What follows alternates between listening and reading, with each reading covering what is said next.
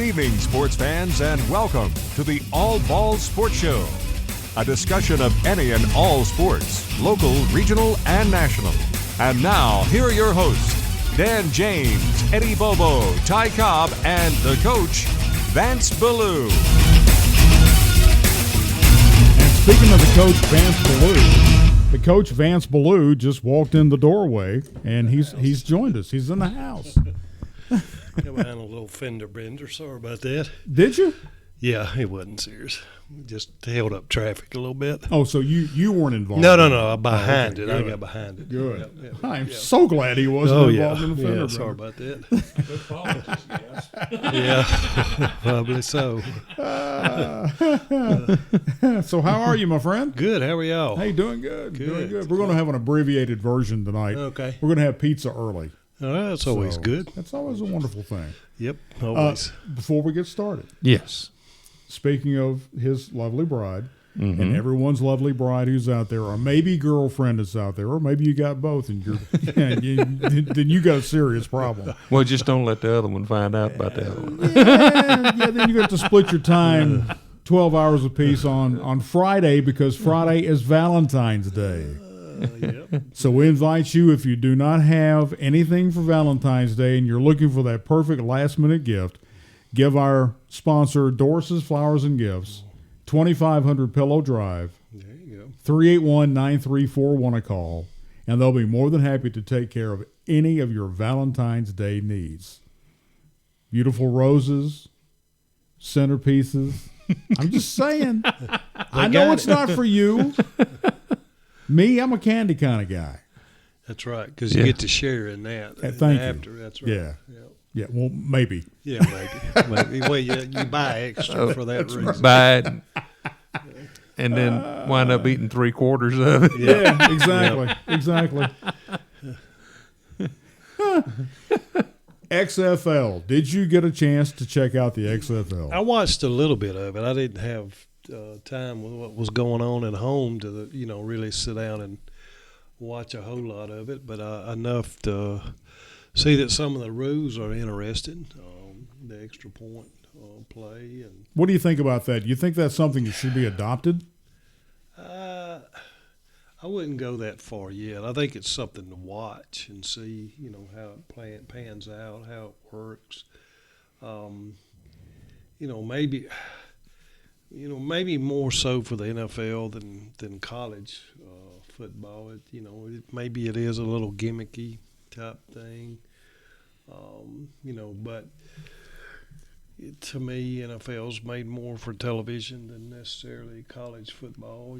If you get a lead, you've earned it, but it's a way to keep the games close and give somebody a chance to come back. So that's the sticky part I have with it, I guess, is it's kind of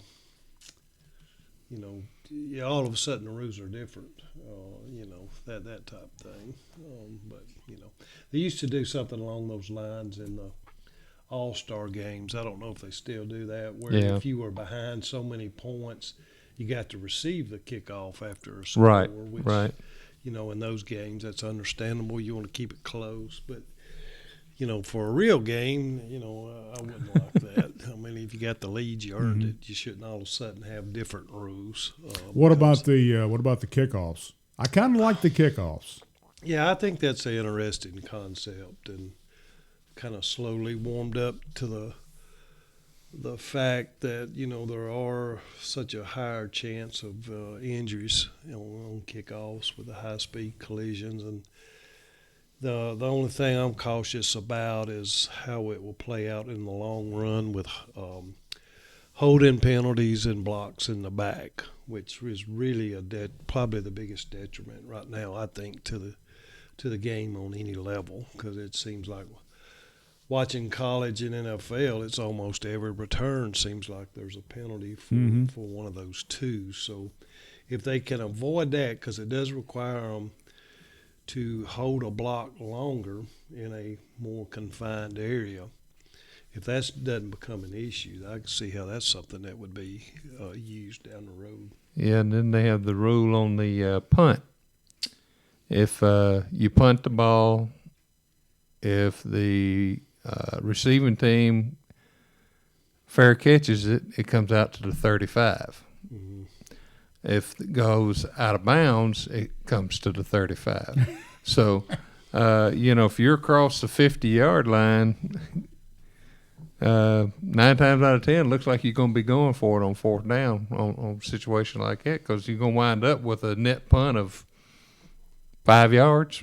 Yeah. Which probably lead to people going for it more often. Right. Which that side of it, I guess, could be good, but it is football. Kicking was meant to be a part of the game, and I don't really see how somebody should be penalized because they. Well, maybe they ought to just bring back the old drop kick. Well, that was still legal until recently. People Really? didn't realize that. It's just in recent years, in high school even. And a drop kick was worth 2 points. And there was also a play in there that I never saw used. I wanted just to see it one time. But if you fair catch a punt, you got a free kick. Mm-hmm. You could line up and punt the ball through or kick it off a placement, whichever one you wanted, through the goalpost. And I think that was also 2 points. Right. I had probably coached, I don't know, 4 or 5 years before I even knew that rule existed. So a lot of interesting tidbits. I do think it is great to have that opportunity to watch these new rules in XFL and see how they play out over a whole season. See if it's something that other people, for the NFL, it's a no-brainer to just watch and analyze. They don't have anything invested in it, or they haven't risked anything, just to study and see. Well, I do like the fact on the XFL's broadcast, from time to time, they actually have the camera there at the booth with the offensive coordinator calling the play. Yeah, but here's the thing I don't like. There's too much chatter. Yeah. I mean, you get caught up in listening to that guy and the defensive guy and the guy on the ground and the commentators trying to do their thing, and you're hearing some. I don't want some guy going banana, banana, and that's all you're hearing for like 4 minutes. Banana. Yeah. He wants you run the damn banana. Well, here's on the calling of the play. If you don't know football, it's not going to make any difference anyway. They could say whatever they want to there. The commentator has to come in there at that point and tell you what that play is supposed to be. To me, that's like cranking up the sidelines mic and listening to Omaha. Hey, you're getting after my boy when you say that. I understand, but you know what I'm talking about. It was a little bit distracting with everybody doing conversation during the whole thing. Well, I think it might be interesting if the commentators just explain what was being said. Yeah. Because that would require some work, and then because people say different things mean different things. Right. The terminology means somebody explaining banana instead of the fact that it's 2nd and 7 would be. Yeah. That I think what you do as a PA announcer is much tougher than doing the doing a TV broadcast because they can print a lot of the things that have to be. Well, the TV broadcast, if you're watching the game, you're going to see what's happening anyway. Yeah. Now the radio broadcast, on the other hand, you got to describe what's going on. Absolutely. And, yes. So the people at home can visualize it in their own head, You have to paint the picture in words. Right. Yeah, absolutely. And there are things with TV that you can't always see that I would like, for somebody to explain, like what coverage the defense was in or who actually blitzed. Sometimes they get that, sometimes they don't. Mm-hmm. Coverage is a thing that I think is missed the most often. It's hard to tell They have a somewhat newer thing. It's that public has probably not seen much. It's called All 22, and you watch a video of the game has all 22 players in the picture all the time because it's panned out more, and there's top views to it as well sometimes. So all that's kind of interesting. It's a different aspect when you're watching it like that. And we're assuming that the players are not distracted by any of that, or are they? Not the all 22. I mean, it's just how they film it. Yeah, It's that's no, how- yeah, yeah. it's no. How it's different, done that way. Yeah. Where you can see all the cover 2 or nickel or whatever, zone. Yeah. Well, now I have to admit the game that I watched between Dallas and St. Louis. I was more interested in doing what Mac Reagan said he was going to do. I was watching number 61. Watching Bruno. I was Yeah, watching Bruno, absolutely. and he did an absolutely fantastic I'm job. sure he is a big guy. He is very Yeah. good player. Very good. There was in one of those games I watched the Houston, and I can't remember who the other team was right off the top of my head now, but Philadelphia Boogers or whatever. Whatever it was. Whatever they are. Yeah, it's good. To know. Wildcats or something. I can't remember what they were, but anyway, They have some strange names. they had a pass that was deflected, and an offensive lineman caught the ball, and he ran it for a first down. Which and of course, the only thing any better would have been if he'd have ran it for a touchdown. Yeah. 'cause, Then you get the big man dance, and you right, get all the that stuff. big man spike, and Yep, absolutely. Yeah. Anytime one of the big men gets to do something like that, it's always good to watch. Always. round the corner, spring football It's coming with up. the University of Tennessee. Obviously, Jeremy Pruitt doing a great job up on the hill. Alabama, what are we doing down there? Have you heard anything?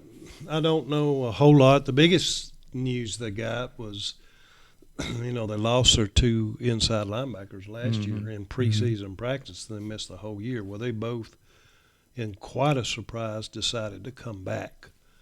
One of them is Dylan Moses, who is, maybe one of the top linebackers in the whole nation. Right. So I think that makes them better right away defensively because now they've got 4 guys that have started in the middle, where last year they were playing 2 true freshmen for the whole season. I think they played every snap. So that was certainly a boost for Alabama. And then Najee Harris is a running back coming back as well. Is good. They've got a quarterback battle. Oh, definitely going to have a quarterback battle.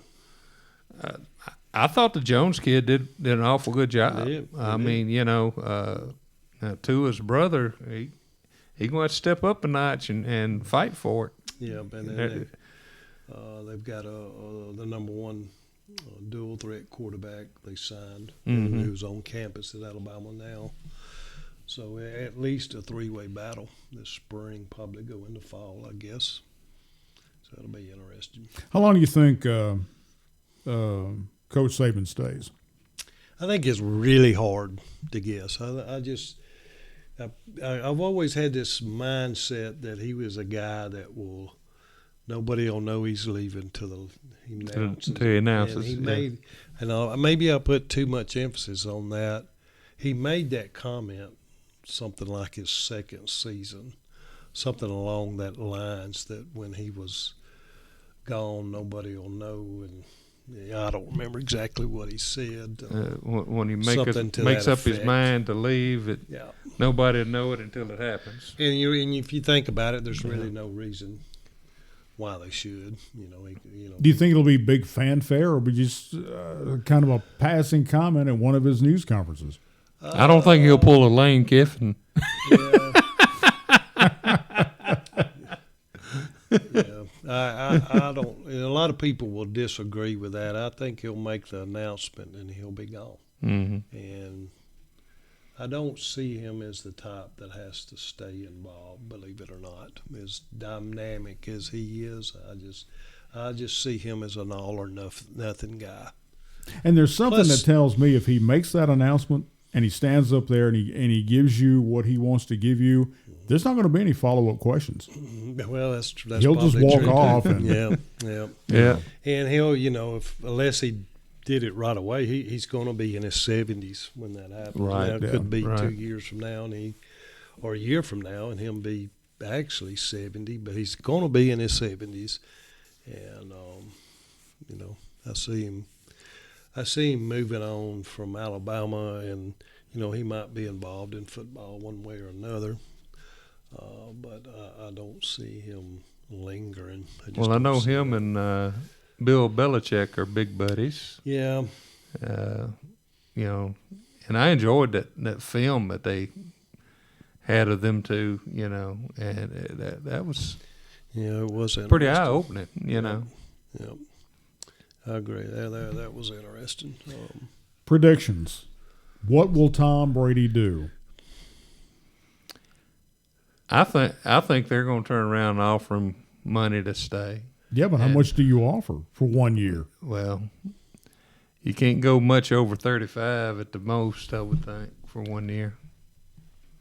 Yeah, I think I think the fact that it's played out this long really, looks for him staying in signing, and it'll probably be whatever they can afford on the salary cap.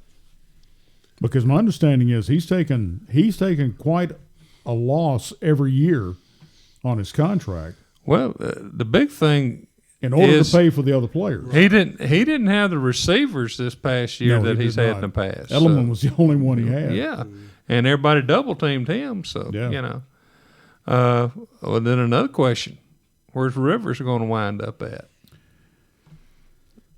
He's 38, but he's still got some play in him. I think Well, Tannehill's 38. Yeah.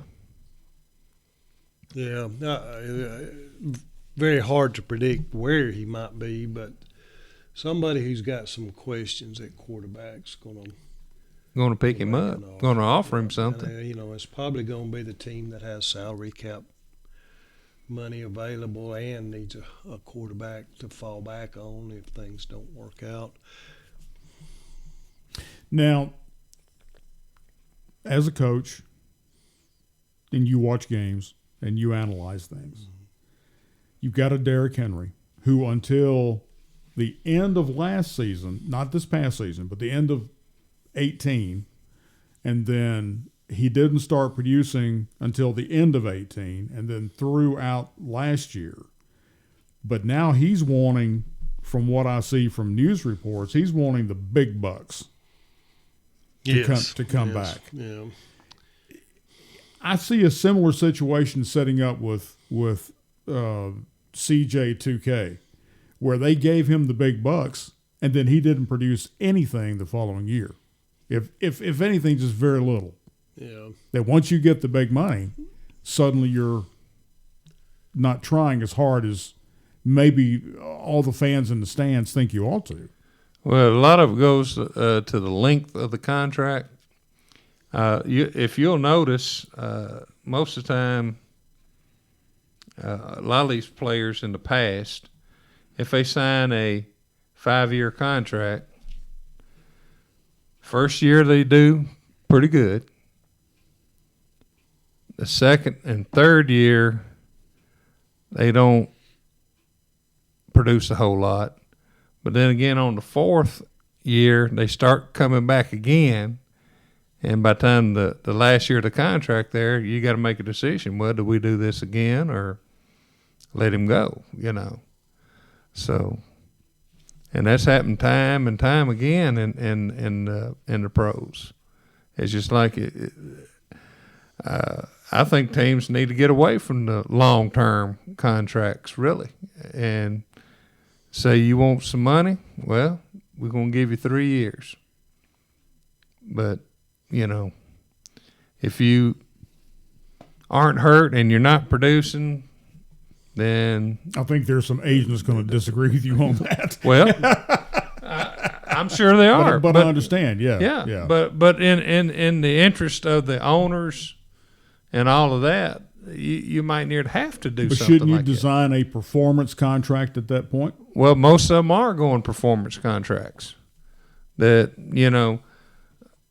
it may be a multi-million-dollar contract, but then there's stipulations in there that you got to be able to produce this, or that salary goes down quite a bit in that year. So, it's based on performance. And a lot of the players don't like that, but, that's a way for owners to kind of protect their investment. Yeah, he can't make all the plays on the field by himself. That's true. But Because if Conklin ain't gonna block for you, and Lawan ain't gonna block for you, then you're in trouble. well, Lawan missed a lot of blocks last year. Lawan jumped off sides too many times. I mean, Right. it's stupid Or he mistakes. false started Yes. several times. Yes. I think he was the most penalized offensive lineman on Probably. the Titans team. Yeah. He you got too know. much of that boss hog attitude. But I think it's that Big Ten attitude. Well, it is true. A lot of the running back success or lack of it goes along with how well the offensive line's Well, doing. that's true. That's true. I mean, look at Eddie George. Eddie George produced as long as he had a fullback blocking in front of him. Soon as he signed that big contract and they traded his fullback off and he didn't have a fullback to run behind, his production went way down. So, there's a lot to look at. Yep. And the off season's time for trades. That's true. Time to make a deal. Yeah. Let's make a deal. March 17th, Mid-State Classic at Ridley Park. Get your tickets now. It's going to be a good one. UT takes on Memphis in the nightcap. In the afternoon game, Columbia State taking on Martin Methodist. Tickets are only $10. Where in the world can you get that much entertainment for only $10? That's true. That's right. You get to come out and listen to. And yes, we realize this is going to be on St. Patrick's Day. So yes, and just for Mac Reagan, I'm bringing along some Irish music. I'm going to have that on my playlist. Perfect. Yes, sir. Can't beat that. I'm going to have that. Get everybody's attention. I think I'm going to bring some Riverdance stuff. There you go. Perfect. Well, the Celtic ladies, I'm going to bring that stuff. On behalf of Dan, myself, and Mac, ain't neither one of us a leprechaun. No, there is no pot of gold in the press box. I can tell you that. No, might be a pot of something, but I wouldn't call it gold. I wouldn't call it gold. No, sir. Absolutely not. Oh, here's something. Here's something you both will really like. A proposal to alleviate the pain of being a Bengals and a Browns fan has gone up in smoke. This is from Ben Baby, ESPN writer. Being a fan of the NFL franchises in Cincinnati and Cleveland does not meet the condition requirements to purchase medical marijuana. An Ohio Medical Board Committee has ruled. According to the Cincinnati Enquirer, the panel that met in Columbus turned down several petitions regarding conditions that could help Ohio residents take advantage of a 2016 law that allowed them to buy marijuana medicinally. That's pretty Well, funny. I'm sure they're going through a lot of pain. But And it's hard on their eyes. Yeah. Yeah. Supposed to be one of the cures of it. Yeah. What? Well, can the dog pound claim rabies? Yeah, boy, I don't see why. Wow. Perfect. But I guess I'm a little skeptical, if you would, of Haslam being in control of a professional football team, simply because he had no experience before taking over. Did he? Not that I know of. Not in sports, no. Okay, that's similar to me going into the emergency room at Murray Regional saying, all right, I'm going to work on the next guy that comes in here. I don't know what I'm doing, but I'm going to work on him. Get me a knife. Well, That may be true. you know, that's the problem. As long as you got money, you can buy whatever. Yep. And, Money is the honey. you know, you buy a sports franchise and you do like Jerry Jones. The house that Jerry built. Quarterback Cam Newton said during Super Bowl week in Miami that he absolutely will return to the Carolina Panthers in 2020, but owner David Tepper, he's not ready to make that commitment. Ooh. It'll be interesting to see how it plays out. Mm-hmm. Which I'm guessing a lot of that will evolve around what happens in a draft. Yeah. I'm assuming that they have that long to make a decision. I don't think he up for a free agency.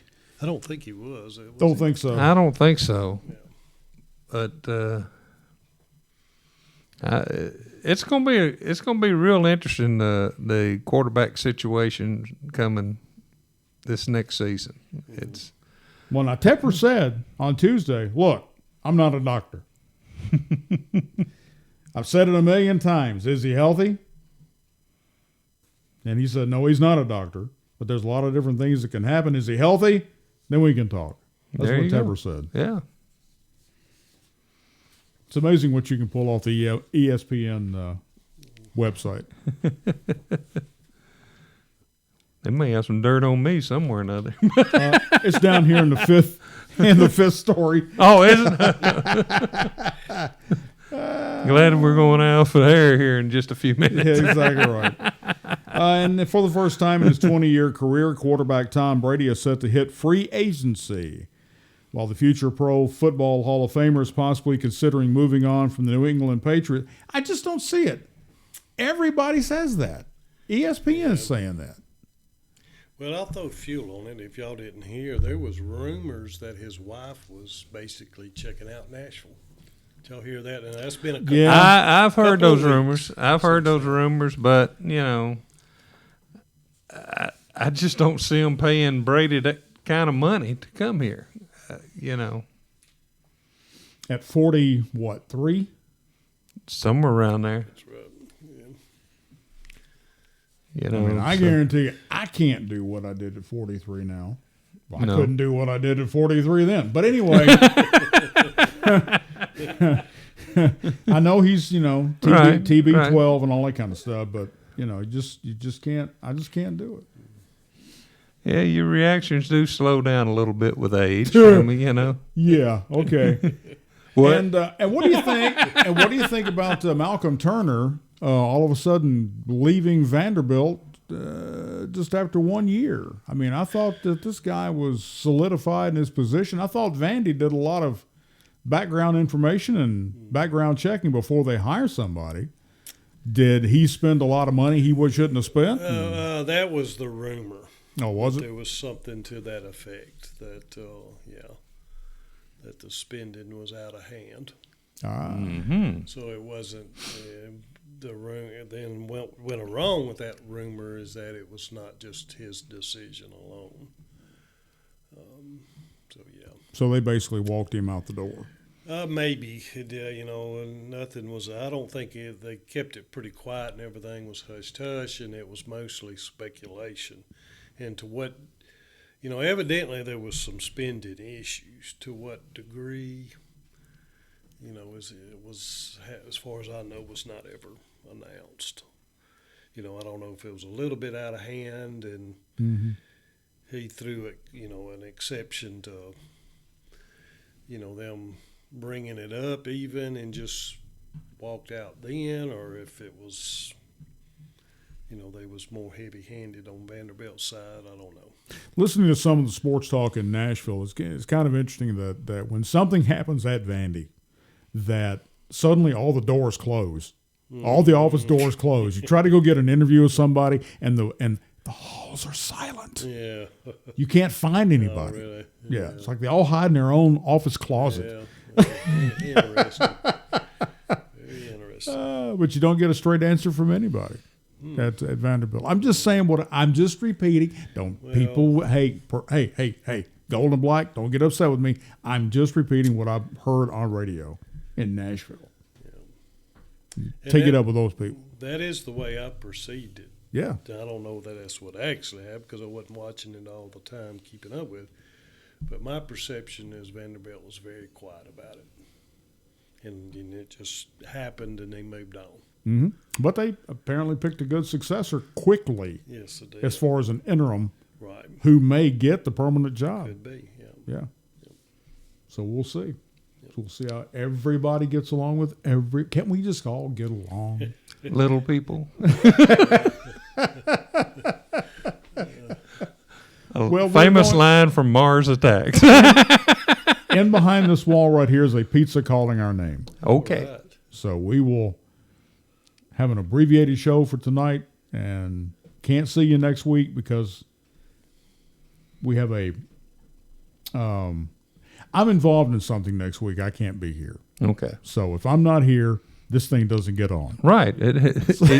It's your studio, Dan. That's true. You're the only one that knows how to run the equipment. In the private confines of where you don't know where it is. The man cave. That's it. So we are out of here for this Wednesday evening. As soon as I find out Jane, stop this crazy thing.